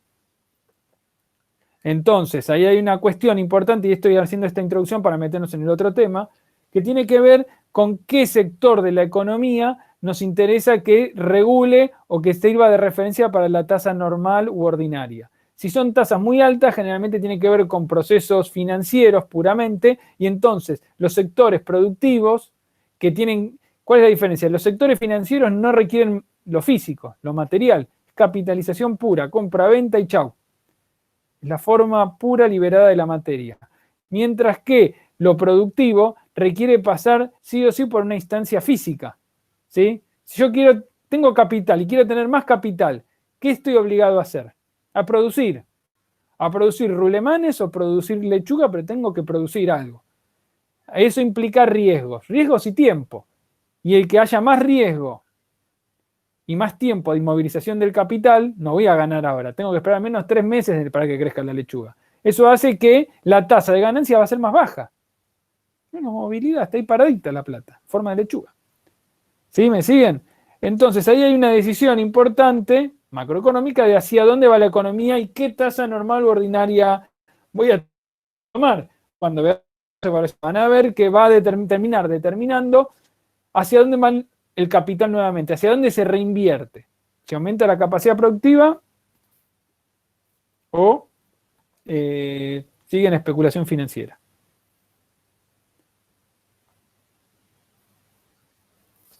Ahora, con esto vamos a justamente meternos en la pregunta 11. ¿Me siguen ahí? Pues se me congelaron todos en la imagen. ¿Están? Sí. Está quedando todo así frisado. Vamos a meternos con la pregunta 11. Que preguntan justamente, en base a esto, ¿qué quiere decir en la unidad de renta cuando se plantea que David Ricardo busca evitar la caída en la tasa de ganancia en la acumulación de capital? Justamente esto que estamos diciendo acá. La tasa nominal ordinaria. Esto tiene en gran medida, o sea, primera cuestión, para que una economía crezca. Bueno, tenemos el indicador del PBI, que es el crecimiento. Va a tener mucha relación con esto en gran medida, hacia dónde va el capital, etc.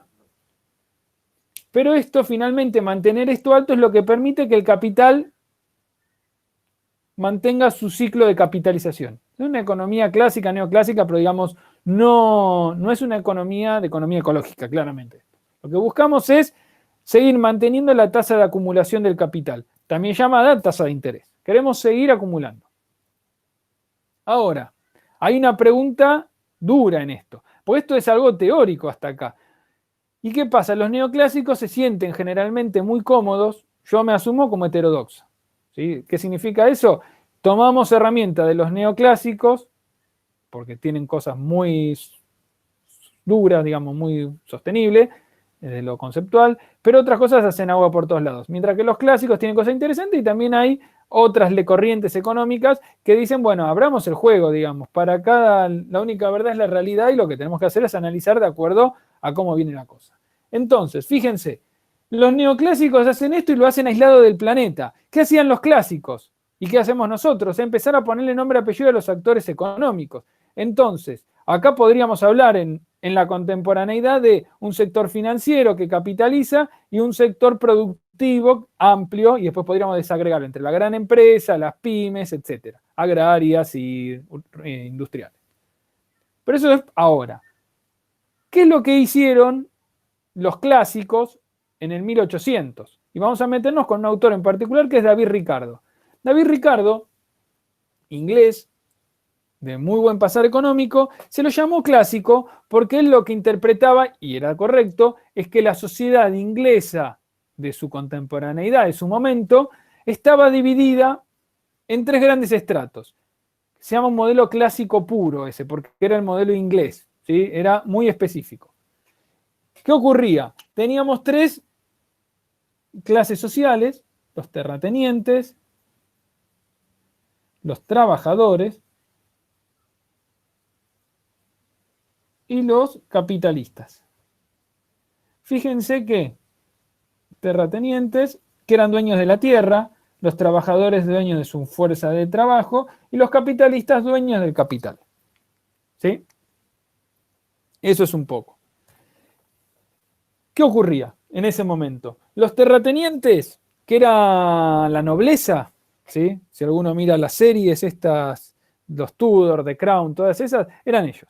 Y los, no sé, como película de ese momento, piensen Sensatez y Sentimientos, películas así de la campiña inglesa, de victorianas. Era gente que era dueña de la tierra. Eso tiene que ver también cómo se repartió la tierra en Inglaterra. La tierra en Inglaterra no salió de un hongo, sino que en un momento, cuando cae el feudalismo, ¿sí? Existía la servidumbre, ¿sí? Los siervos.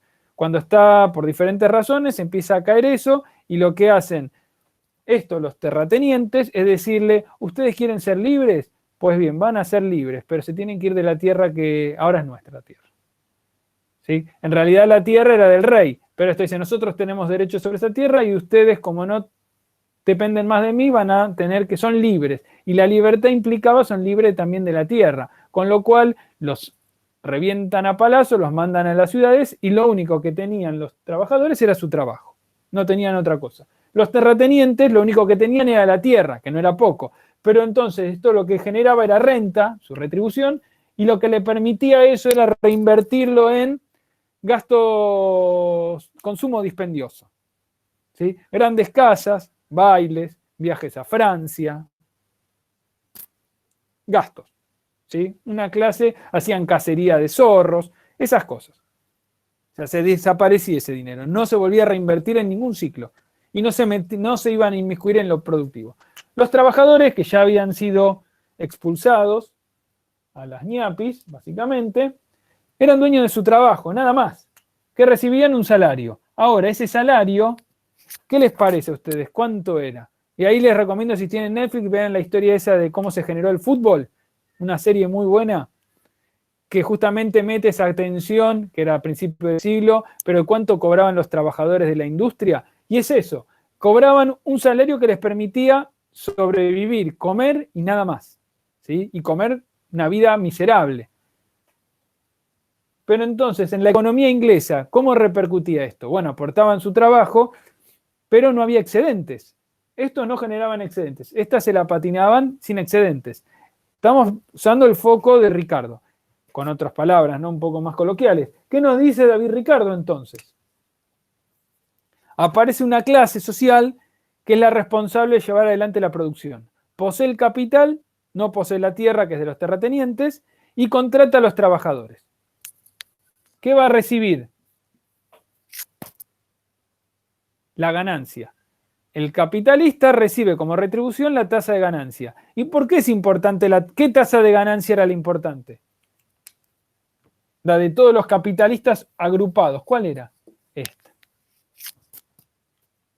Esta tasa normal, ordinaria o general de la economía era lo que esperaban retribuir. ¿Y por qué era importante? Porque estos capitalistas, ¿qué hacían con este interés para poder seguir el ciclo? Lo reinvertían. Y al reinvertirlo en más bienes de capital, incrementaban la producción. Y de esa manera se podía proyectar Inglaterra como la gran potencia industrial que efectivamente fue después. Si esto es como ya consolidándose y acá ya estaban marcándose fuertemente las tensiones sociales del proceso. Lo que en Smith era una presentación, no digo inocente, pero eran los albores de la revolución industrial, acá está la máquina de vapor chiflando a pleno, digamos. Estamos en pleno proceso de revolución industrial. Y entonces las tensiones económicas y sociales están a flor de piel. Que con Marx ya va a dar otra vuelta de rosca, ¿no? Pero entonces, acá, ¿qué es lo que le pasa? Y acá es donde entramos justamente en la pregunta. ¿Por qué a Ricardo le preocupaba la caída en la tasa general de ganancia? ¿Cómo puede ocurrir esto? Fíjense, tenemos el capitalista, vamos a ponerlo acá, genera ingresos, vamos a poner ingresos brutos, menos costo, y esto genera, si quieren, renta. ¿Sí? Vamos a poner acá, si no, menos costos sin interés, y acá genera interés, la diferencia, ¿sí? Los costos explícitos. Vamos a hacer así. Beneficio bruto es igual, ¿se acuerdan? A ingreso bruto menos costos explícitos. Esto es lo que queremos ver. O sea que el beneficio bruto va a tener incluido el interés ahí adentro. Ahora, los ingresos brutos ya los tenemos. Los costos explícitos, ¿cuáles eran principalmente para nuestros capitalistas? Teníamos por un lado los gastos de insumos, pero después teníamos dos grandes gastos. Uno tenía que ver con la retribución de los otros factores productivos, la renta y el salario. ¿Sí? Y lo que estaba pasando en la Inglaterra del 1800 es que aumentaba la cantidad de producción, la cantidad de demanda laboral, hacían falta más trabajadores, pero la cantidad de alimento no daba abasto. Entonces, como había más demanda que oferta de comida, ¿qué pasaba con el precio de la comida? Del trigo. Aumentaba el precio del trigo. Y si aumenta el precio del trigo, ¿qué quieren hacer los trabajadores? ¿Qué reclaman? Más sueldo. Es lógico. Y aparte con una línea para no morirse de hambre, le pago menos y se me quedo sin trabajadores o trabajadoras. Entonces, aumentaba el precio del salario. Y paralelamente, ¿qué iba aumentando? El valor de la renta. Que la renta, ¿se acuerdan que ya vimos arrendamiento? Entonces, aumentaba el valor del precio del salario, aumentaba el precio, vamos a poner acá el precio del trigo, aumentaba. ¿Por qué? Porque había más demanda, ¿sí? O mejor dicho, aumentaba el precio del trigo, y eso nos llevaba a dos grandes fenómenos. Bueno, acá, si aumenta el precio del trigo, ¿qué aumenta? Aumenta la tensión con el salario, que no es mecánico, pero se va a ocurrir, y por el otro lado aumenta el valor de la renta. Y esto se va a traducir en mayor valor de arrendamiento.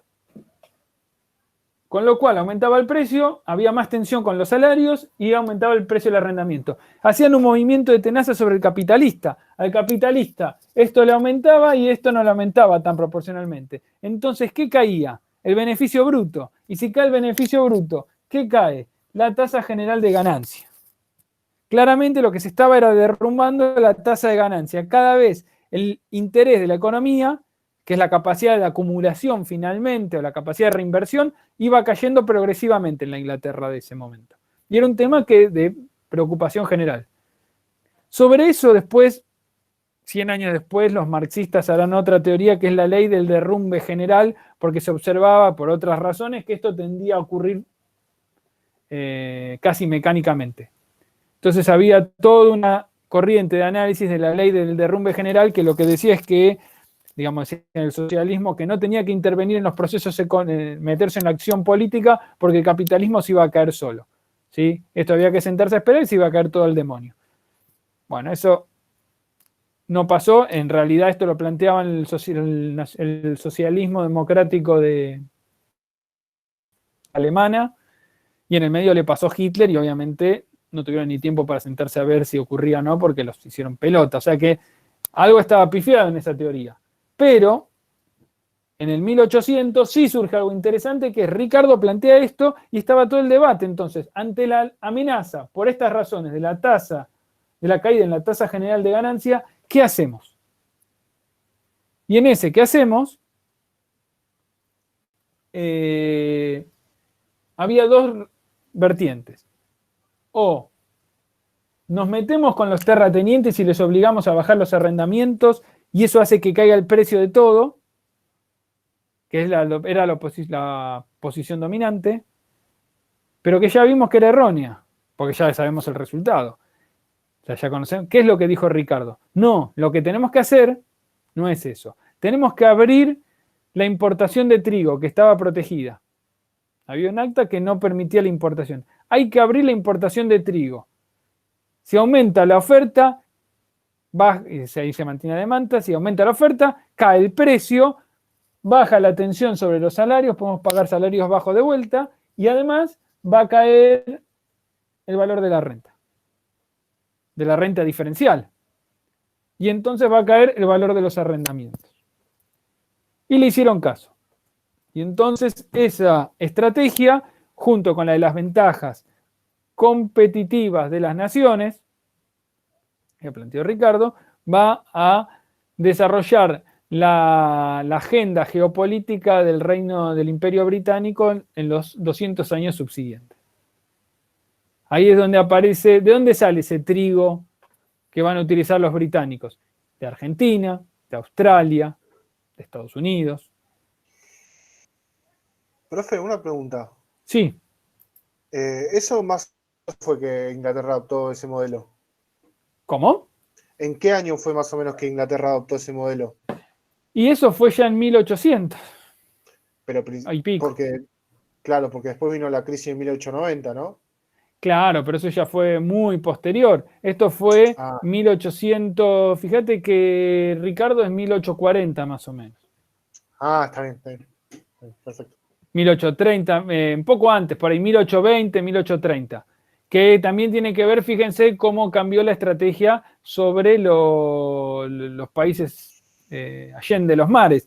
Primero nos intentaron invadir de manera militar, que le fue mal, y después el segundo proceso de invasión ya fue a través de la industria. Pero lo que hicieron fue, escucharon hablar una vez esto de cómo es el reparto global, como en los roles mundiales de los países, o eso de Argentina es el granero del mundo. Bueno, todas esas cosas, ¿sí? El Concierto Internacional de las Naciones, la División Internacional del Trabajo, todas esas formas son formas elegantes de hablar de la estrategia del Imperio Británico que tuvo sobre el resto del planeta. Lo que hizo fue concentrar, racionalmente desde su punto de vista, ojo, concentrar su producción industrial, que era donde eran más competitivos y donde era mejor pararse, y generar ampliar su frontera a todo el mundo, básicamente. ¿Sí? Y la dominación, si bien tenía en muchos lugares un fuerte componente no consensual militar, donde se podía era comercial la cosa. Y adrede, digamos. Y eso estaba también muy vinculado a un fuerte cuerpo diplomático que tenía el Gran Bretaña. Entonces no era era por la fuerza cuando no había más casos, sino era todos estos mecanismos. Pero bueno, este era Ricardo. Quedó más o menos explicado por qué le preocupaba. Digamos que la explicación tiene su grado, por eso lo habíamos pasado más rápido cuando lo expliqué, tiene su mayor grado de detalle que hay que hacer. Vamos a ver la última de las preguntas, si quieren después ya paramos acá, que tiene que ver los componentes de la función de renta a escala internacional. También típica pregunta de parciales y de finales. No digo que vaya a entrar acá, de hecho estaba, pero con el randomizado, no sé, a quién le tocará de 50 millones de preguntas. La renta a escala internacional, ¿cómo se calcula? La renta la podemos considerar como precio menos costo medio. ¿Sí? Es una forma de verlo. Esto para una tierra. Si yo lo analizo esto mismo a escala internacional, ocurre lo mismo.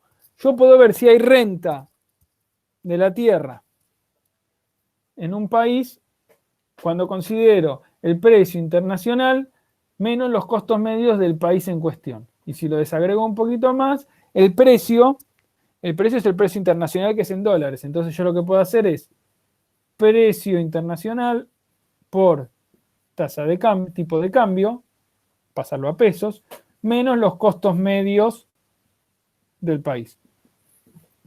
En la situación más eficiente de ese país, ¿no? Y entonces, va a haber renta a escala internacional cuando, ¿cómo se fija? Por el precio internacional, ese se fija en moneda internacional, dólar, por el tipo de cambio, y ahí tiene que ver si hay devaluación o no, es decir, entre un país y otro tiene que ver con su relación peso-dólar, menos los costos medios de ese país, en la situación más eficiente. Y eso lo que implica es que va a depender de varias variables. Por eso hace que sea existe, pero es difícil medición. Va a depender del costo de oportunidad interno del capital en cada país, va a depender del precio de la mano de obra de ese país, ¿sí? Que en algunos casos es difícil de estimar, va a depender de la estructura de insumos que tenga el país en cuestión, ¿sí? Y esto también lo que nos marca es que el precio internacional, el precio físico internacional de un producto, va a estar determinado por la entrada en producción de las peores tierras a nivel internacional, ¿sí? De las situaciones más desventajosas a nivel internacional. Lo mismo que ocurre en escala más chica, se puede ver a nivel países.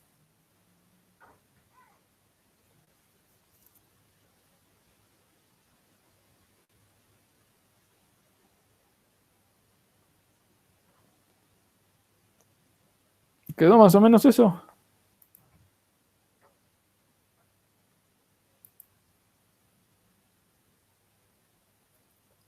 Bueno, ¿alguna pregunta? Si no, ya estamos por hoy. Ahora después voy a mandar un mail mañana mando el mail con todo el detalle de lo de la evaluación, de la instancia de examinación.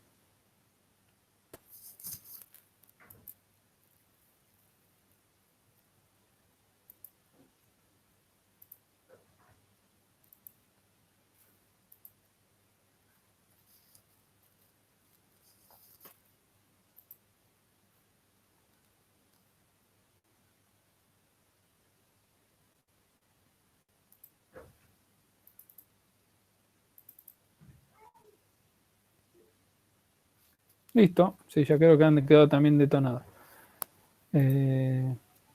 También ojo que estamos viendo por eso un nivel, no digo básico, pero algunas cosas son a nivel inicial, digamos, se le podría poner muchas más capas de complejidad. A estos temas no, pero sí a los de renta hay mucho libro escrito, si a uno le interesa. Son 3 preguntas teóricas, 2 puntos cada una. Y son las también para responder rápido, digamos, ¿sí?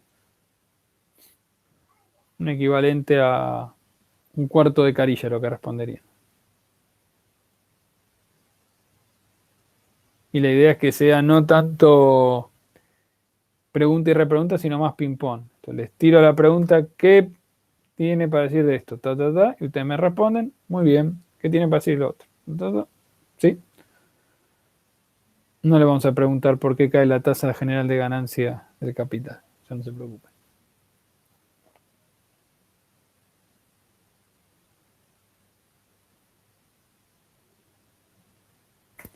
Bueno, gente bella, esto después lo subo también.